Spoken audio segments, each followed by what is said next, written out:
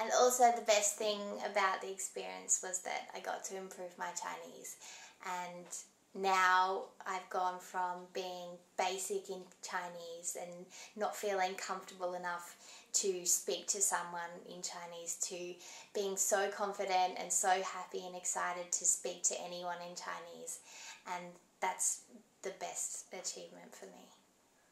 Yeah, the only thing I knew how to say before I went to China was hello, goodbye, and where is the toilet?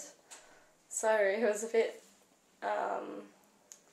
nerve-wracking going over to another country where no one can understand you, and we had to play charades a lot trying to buy things, but we had some lessons during orientation, so that helped a lot.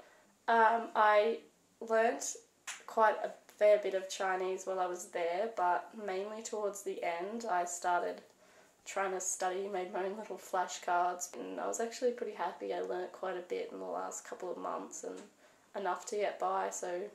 Yeah, so I really, in terms of learning the language, when I got there I pretty much knew nothing. We had a few lessons during our orientation to try and get us some basics.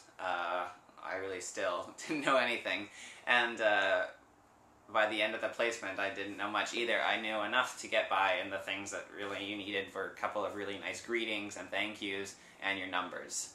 And once you've got those, you can pay for things and you can be polite, and that was fine, and I got by. Yeah, so in terms of really not learning much of the language, it was no problem. The teaching was for the English, and they didn't really want me to be explaining things in Chinese anyway, so that was fine.